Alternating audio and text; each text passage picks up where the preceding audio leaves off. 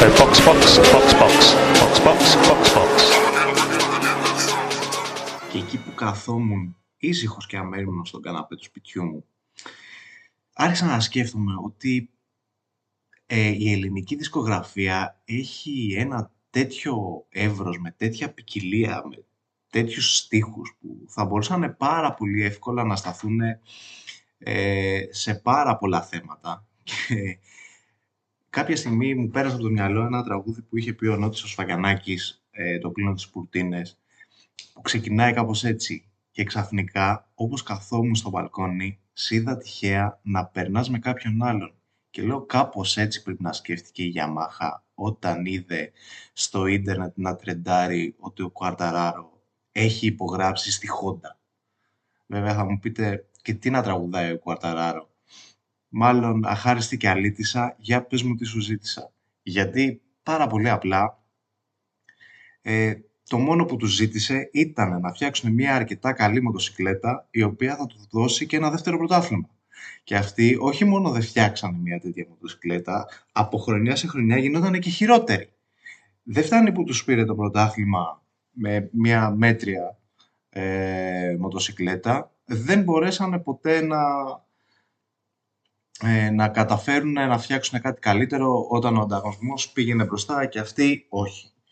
Αλλά θα φτάσουμε και εκεί. Θα ξεκινήσουμε να πούμε για τις μοτοσικλέτες της νέας χρονιάς, για τους κατασκευαστές κυρίως και για τις μεταγραφές που μπορεί να τις πυροδότησε ο Quartararo, αλλά μετά γίνανε πολλά πραγματάκια. Αλλά θα ξεκινήσουμε από κάτω και θα ξεκινήσουμε από τη χειρότερη όλων, τη Yamaha. Ξεκινάει το τεστ στη Μαλαισία, στη Sepang, με καινούργια κινητήρα, με μια ολοκαίνουργια μοτοσικλέτα. Επιτέλους άφησε σε σειρά τετρακύλινο κινητήρα και πήγε σε V4, πράγμα που έχουν κάνει όλοι οι κατασκευαστές τα προηγούμενα χρόνια. Και ας είναι και στην τελευταία χρονιά που έχουμε τον χιλιάρη κινητήρα και του χρόνου πάμε σε 850 κινητικά. Αυτό θα δείξει πώς θα πάει. Και τον βάζουν σε λειτουργία. Πέρυσι η χρονιά τρέξανε με μια wildcard για να δούμε που βρίσκεται και τώρα ήρθε η ώρα να προχωρήσουν για να τρέξουν όλη τη χρονιά με τον V4 χιλιάρη κινητήρα. Ναι, σε σχέση με όλο τον ανταγωνισμό που έκανε βήματα προόδου, οι χρόνοι της Yamaha, πέραν των προβλημάτων που είχαν σε όλο το τεστ, ήταν σχεδόν 1 δευτερόλεπτο πιο αργή από την περσινή που ήταν η πιο αργή του grid. Ναι. Και μετά θες να κρατήσεις και τον Quartararo, ο οποίος ξεκίνησε για να πάει που? Στη Honda. Και αυτό σταμάτησε, γιατί γίνανε άλλα πραγματάκια και μπορεί να δει και μια θέση στην Ducati υπό προϋποθέσεις. Εγώ προσωπικά θα ήθελα να τον δώσω στην Απρίλια, αλλά εντάξει, αυτό είναι δικό μου θέμα. Και έχουμε και λέμε.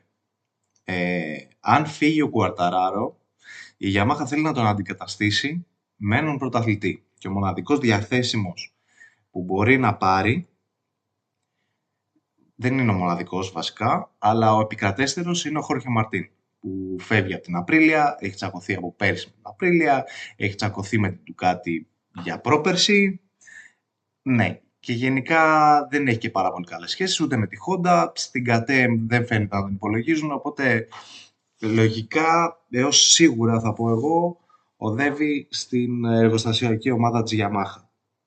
Μετά ο Alex Rins φαίνεται ότι δεν θα συνεχίσει καν στο grid, έτσι πιστεύω εγώ. Θα πάει προς τα Superbikes. Οπότε τη δεύτερη θέση πιστεύω ότι παρόλο που έχει συμβόλαιο μέχρι το 27 με την Prima Pramac, θα το σπάσουν και θα ανεβάσουν το Torpar Ratskatsioglu. Ελπίζω να το είπα εντελώς σωστά, είναι και λίγο δύσκολο. Και κάπως έτσι η Yamaha θα κλείσει το οδηγικό της δίδυμο για του χρόνου. Γενικά η επόμενη χρονιά φέρνει σχεδόν όλες τις ομάδες εν λευκό. Είναι ελάχιστοι οι οδηγοί που έχουν συμβόλαιο από τώρα για την επόμενη χρονιά. Οπότε και για να τελειώνουμε τη Yamaha και να πάμε στην Prima Pramac, αν φύγει και ο Ρατζιόγλου, θεωρώ ότι ο Jack Miller θα μείνει. Θα υπογράψει τουλάχιστον ένα μονοετές συμβόλαιο ακόμα. Και μετά πιστεύω θα πάει για έναν ρούκι από τη Moto2. Τώρα ποιος θα είναι, κάτι μου λέει ότι θα είναι ο Canet, δεν είναι σίγουρο. Κάποιος από τα ονόματα που τρεντάρουν πάρα πολύ για τις άλλες ομάδες, οπότε δεν μπορώ να πω σίγουρα ότι ένα από τα πολύ δυνατά ονόματα θα πάνε εκεί. Ανεβαίνοντας λίγο στην κατάταξη θα πάμε τώρα στη Honda, αφού το πιάσαμε έτσι. Μεγάλη βελτίωση της Honda από τη μέση της χρονιάς της περσινής μέχρι και φέτος κιόλας. Έχει κάνει και αυτή κάποια βήματα προόδου στα τεστ. Είναι πολύ πιο καλή, είναι πολύ πιο σταθερή και από χρόνους, αν δεν κάνω λάθος, σε σχέση με το περσινό τεστ στην ίδια πίστα, είναι στα 3 δέκατα ταχύτερη. Καλό το δείγμα. Και μπορεί να κάνει και μεγάλο improve μέσα στη χρονιά. Το έχει δείξει και το θέλει και έχει και δύο πολύ καλούς οδηγούς, τους οποίους λύγει το συμβόλαιο, που τη βοηθήσαν να φτάσει σε αυτό το επίπεδο, τον Ζωάν Μιρ και τον Λούκας Μαρίνι. Τώρα όμως, εδώ τίθεται ένα θέμα. Πού θα πάει ο Κουαρταράρο? Ας θεωρήσουμε δεδομένο ότι θα πάει στη Honda, δεν είμαι πολύ σίγουρος. Πιστεύω ότι από το Λούκα Μαρίνι και το Ζωάν Μίρ η μία θέση θα καλυφθεί με έναν από τους δύο και αυτός θα είναι ο Μίρ ως πρωταθλητής και είχε και τα δύο βάθρα πέρσι. Βέβαια στο να γίνει upgrade όλη η μοτοσικλέτα έχει βοηθήσει αφάνταστα ο Λούκα Μαρίνι, αλλά δεν νομίζω να μένει. Οδεύει προς την ομάδα του ετεροθαλή αδερφού του Βαλεντίνο Ρώση. Τώρα, αν δεν πάει ο Κουαρταράρο, δεν ξέρω ποιον μπορεί να προσεγγίσει άλλον. Μάλλον τον Άλεξ Μάρκεθ. Αλλά νομίζω ότι εν τέλει ό,τι συμβαίνει θα υπάρχει το διδικό δίδυμο Κουαρταράρο, Ζουάν Μιρ στην εργοστασιακή ομάδα της Honda και στην LCR Honda τα πράγματα θα μείνουν ακριβώς όπως έχουν και φέτος. Ο Ζουάν Ζαρκό έχει συμβόλαιο, ο Ντιέγκο Μορέιρα ως ρούκι έχει και αυτός συμβόλαιο που μπορεί να επεκταθεί, θα επεκταθεί και όλα καλά. Μετά έχουμε KTM. Ωραία τα πράγματα και εδώ υπάρχουν και τρομερά οικονομικά προβλήματα. Η CF Moto θέλει να αγοράσει όλο το αγωνιστικό πρόγραμμα της KTM, μάλλον για 27-28 το βλέπω αυτό, ή σε συνεργασία, κάτι θα γίνει. Εκεί υπάρχουν θέματα. Υπήρχε ένα πολύ μικρό improvement της KTM, ούτε στο 1/10 σε σχέση με το προηγούμενο τεστ της περασμένης χρονιάς. Δεν νομίζω ότι θα είναι σε καλή θέση. Πιστεύω ότι η Honda θα την περάσει κιόλας και θα μείνει ως προτελευταία σε ταχύτητα. Εκεί όμως έχουμε να συζητήσουμε κάποια πραγματάκια. Ο Πέδρο Ακώστα θέλει να φύγει και να πάει στην Ducati. Θέλει να φύγει, ναι. Τον θέλει πάρα πολύ η Ducati, αυτό είναι το μόνο σίγουρο. Αλλά δεν ξέρουμε τι θα γίνει, γιατί στην Ducati υπάρχει και το θέμα του Marc Márquez, το οποίο έχει μείνει ανοιχτό. Και η KTM λέει ότι ο Πέδρο Ακώστα δεν θα φύγει έτσι ελεύθερος από την KTM. Εντάξει, άμα θέλει η Ducati τώρα να πληρώσει κάποιο transfer fee, θα το κάνει. Δεν έχει κανένα απολύτως πρόβλημα και με τα οικονομικά προβλήματα που έχει η KTM, δεν νομίζω ότι μπορεί να το διαπραγματευτεί σε τέτοιο βαθμό, ώστε να μπορεί να μπει στη διαδικασία να τον κρατήσει με το ζόρι. Και έχουμε και λέμε. έχουμε την KTM, την εργοστασιακή ομάδα, με τη φυγή του Ακώστα, θεωρείται δεδομένη ότι θα πάει στην Ducati. Όλα δείχνουν ότι κυνηγάνε τον Άλεξ Μάρκεθ πολύ ζεστά. Και φαίνεται κιόλας ότι τον θέλουν στην ομάδα πάρα πολύ και θέλει και ο ίδιος να πάει σε μια εργοστασιακή ομάδα. Οπότε η μία θέση μπορεί να καλυφθεί από εκεί. Με τη δεύτερη θέση να μένει ο Μάβερικ Βινιάλες εκεί. Και είναι και η Tech Trois, η ομάδα που έχει κάνει τη μεγαλύτερη μεταγραφή που θα μπορούσε να κάνει μια ομάδα του MotoGP με το Γκίτνερ Στάινερ. Εντάξει, ήρθε από τη Χάς με όλο αυτό και το Drive to Survive και φέρνει όλη αυτή τη λάμψη της Φόρμουλα 1 στο MotoGP. Και εκεί τώρα τα πράγματα είναι δύσκολα. Εκεί έχουμε τον Ενέα Μπαστιανίνη στη μία θέση, να μένει και τον Brad Binder. Νομίζω ότι θα μείνει κάπως έτσι η Tech Trois, τουλάχιστον για την επόμενη χρονιά, με μονοετή συμβόλαια. Και φεύγοντας από την KTM, αρχίζουμε και ανεβαίνουμε τώρα προς τα πάνω. Δεν είναι και πάρα πολλές οι ομάδες για να κάτσουμε. Έχουμε την Aprilia, που έχει και αυτή μια θυγατρική, την Trackhouse, η οποία ναι, δεν έχουν συμβόλαιο ούτε ο Ραούλ Φερνάντεθ ούτε ο Άιο Γκούρα. Αλλά οκ, εντάξει, δεν μπορείς να κάνεις και κάτι.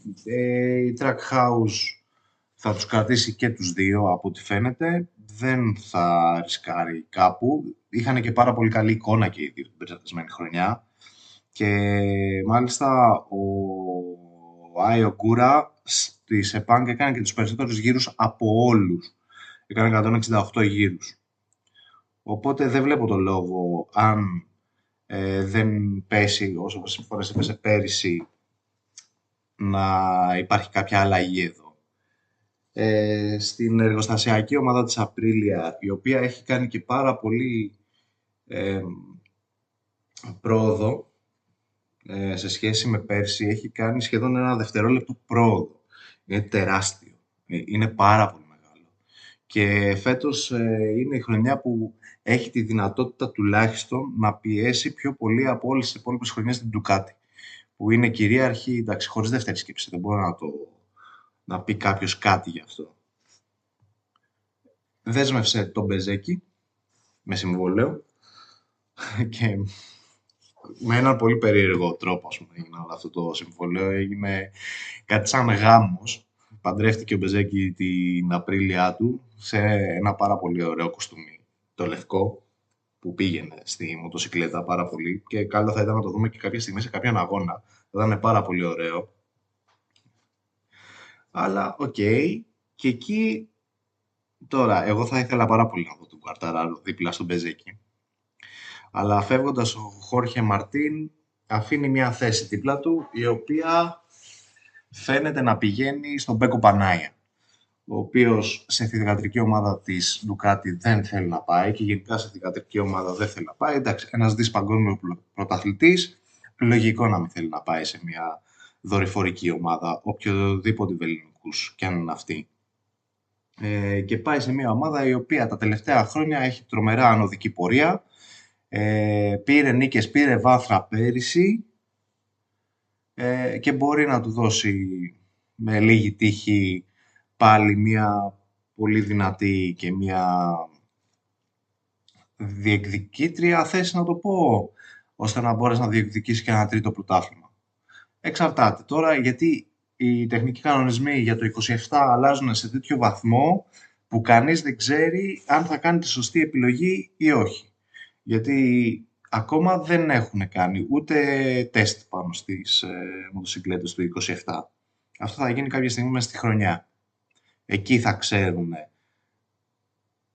κάποιοι πού μπορεί να βρίσκεται η ομάδα που θα βρίσκονται την επόμενη χρονιά. Και τέλος κλείνουμε με την πρωταθλήτρια Ducati και με την και η οποία έχει δύο δορυφορικές ομάδες. Η μία είναι η δορυφορική ομάδα του Βαλεντίνο Ρώση, η οποία πιστεύω ότι θα δούμε την επιστροφή του Λούκα Μαρίνι στη μία θέση και την άλλη θέση πιστεύω θα την καλύψει ο Βιέτη από τη Moto2, ως Ιταλός και αυτός. Εντάξει, τα τελευταία χρόνια δεν ξέρω τι ακριβώς σκέφτηκε, με ποιο τρόπο σκέφτεται. Ο Βαλεντίνο Ρώση για την ομάδα περισσότερο ασχολείται με τα αυτοκίνητα, να πω την αλήθεια, από την ίδια την ομάδα. Αλλά οκ, εντάξει, καλά κάνει. Ο καθένας ό,τι θέλει. Συνεχίζει και αγωνίζεται σε άλλη κατηγορία. Ο Μορμπιντέλη δεν τον βλέπω να βρίσκει θέση για την επόμενη χρονιά στο grid. Και εντάξει, ειδικά είναι παράξενο που βρήκε και θέση και παρέμεινε στη θέση του και τη φετινή χρονιά με την εικόνα που είχε πέρυσι. Μου κάνει πραγματικά τρομερή εντύπωση. Εδώ έπεσε πάνω σε ποιον έπεσε, στο Λούκα Μαρίνι έπεσε, νομίζω πάνω στη Honda ή του Αλέσι Σπαργάρο, πριν ξεκινήσουν στην εκκίνηση. Εντάξει, τώρα η εικόνα του γενικά ήταν πραγματικά κακή. Μετά πάμε στην Gresini Racing, η οποία πιστεύω ότι θα κρατήσει το Fermin Alderguer και αφού θα χάσει τον Alex Marquez, πιστεύω ότι θα πάρει το Fabio Di Giannantonio πίσω. Είχε αρκετά καλή σεζόν πέρυσι, νομίζω τερμάτισε και πέμπτο στο πρωτάθλημα. Είναι μια καλή και πολύ safe επιλογή για μια δορυφορική ομάδα και από τη στιγμή που θα συνεχίσει με τις μοτοσυκλέτες του Ducati, αν πάει καλά η Ducati, θα πάνε καλά και οι οδηγοί της. Και πάμε στην μεγάλη Ducati, την εργοστασιακή ομάδα. Εκεί που όλα δείχνανε ότι ο Μαρκ Μάρκεθ θα υπογράψει για 2 χρόνια ακόμα, θα κυνηγήσει έναν ακόμα τίτλο, να είναι ο οδηγός με τους περισσότερους τίτλους στο MotoGP, και ενώ η μία πλευρά ήθελε 2 κλειστά χρόνια, η άλλη πλευρά ήθελε 1+1 χρόνο, και κάπως έτσι όλα πάγωσαν και όλες οι μεταγραφές που γινόντουσαν πηγαίνουν να κάνουν τον μπαμ με τη μεταγραφή του Quartararo στη Honda, πήγανε περίπατο, παγώσανε τα πάντα και όλοι περιμένουν να δούνε τι θα κάνει ο Μαρκ Μάρκεθ, για να δούνε ποιος θα του πάρει τη θέση του κάτι. Ωραίο, Βέβαια, εγώ πιστεύω ότι θα μείνει στο τέλος. Αν και ο ίδιος σε ένα βιντεάκι που έχει ετοιμάσει το MotoGP, ξέρω εγώ, που λέγανε πού θα πάει, ποιος οδηγός, έχει βγάλει τον εαυτό του τελείως απ' έξω από το grid, γιατί λέγεται ότι μπορεί κιόλας να αποσυρθεί. Πιστεύω ότι θέλει να πάρει άλλο ένα πρωτάθλημα πριν να αποσυρθεί ή τουλάχιστον να το διεκδικήσει, και είναι σε μια μοτοσυκλέτα που και φέτος μπορεί να μην έχει κάνει τα τεράστια βήματα προόδου, αλλά πάλι φαίνεται ότι θα είναι η πιο γρήγορη από όλες στο grid. Οπότε πιστεύω ότι θα υπογράψει εν τέλει για 1+1 χρόνια, θα δει πώς θα πάει, και τη θέση δίπλα του θα την κλείσει ο Πέδρο Ακώστα. Αυτές είναι οι προβλέψεις μου, και όλο αυτό το χάος που δημιουργήθηκε από μια μεταγραφή που τελικά δεν έχει κλείσει 100%, είναι μια πάρα πολύ ωραία χρονιά να ξεκινήσει να τη δει κάποιος, να έχει μια εικόνα, γιατί στο τέλος της χρονιάς τα πράγματα θα αλλάξουν τόσο πολύ στο grid και στις ίδιες τις μοτοσυκλέτες στο MotoGP, που όλοι περιμένουν και δουλεύουν τη φετινή χρονιά για το χρόνο, για το 2027. Είναι κάτι το οποίο είναι τρομερό και είναι και πάρα πολύ τριγκαδόρικο να δεις πώς θα τα διαχειριστούν όλοι, γιατί όταν δεν έχουν συμβόλαια αυτή τη χρονιά θα προσπαθήσουν κιόλας δεν είναι σωστό να πεις ότι δεν θα πιέσουν αρκετά, γιατί όλοι θέλουν να κερδίσουν, όλοι θέλουν να πάρουν βαθμούς, αλλά δεν θα κάνουν και τόσα παρακινδυνευμένα, θεωρώ, προσπεράσματα για να μην έχουν πτώσεις και τραυματιστούν και χάσουν μια μεταγραφή σε μια άλλη ομάδα ή χάσουν κάποιους αγώνες, θα τους πάνε πίσω. Είναι πραγματάκια και λεπτομέρειες που κάνουν τη φετινή χρονιά αρκετά ιδιαίτερη. Και εγώ θα σας κρύψω ότι την περιμένω πώς και πώς.